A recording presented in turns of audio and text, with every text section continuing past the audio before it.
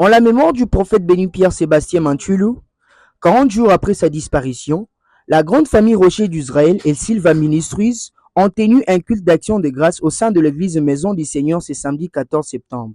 Un culte qui a réuni la famille, les amis et proches de cet homme de Dieu, dont l'adoration et la louange, par la modération du prophète Gédéon Minois nous bénit grâce. Le prophète béni Pierre Sébastien Mantulu, un homme intègre, qui a servi l'Éternel Jésus-Christ toute sa vie sur terre, selon les témoignages de sa famille, amis et connaissances. Le peuple de Dieu était nourri par la prédication du pasteur Jeff Nseka dans son thème du jour, l'Église aux lèvres de Christ.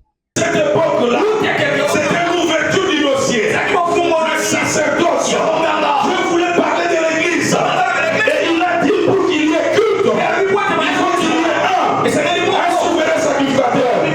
Deux, il faut qu'il y ait l'offrande. Et trois, il faut qu'il y ait l'autel. Parce que trois choses, ce sont les choses qui sont remplies de la divinité.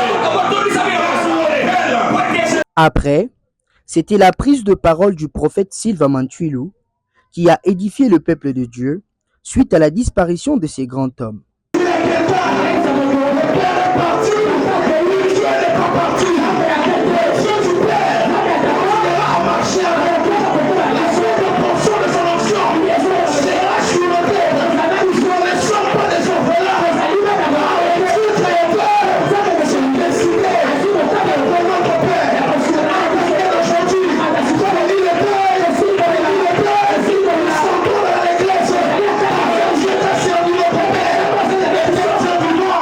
Après son édification, l'apôtre Roger Diwa était à la bénédiction de la famille biologique du prophète béni Pierre Sébastien Mantulu.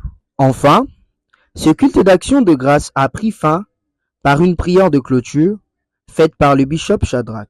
Peuple de Dieu, retenant que l'église Rocher d'Israël était dirigée par le prophète béni Pierre Sébastien Mantulu.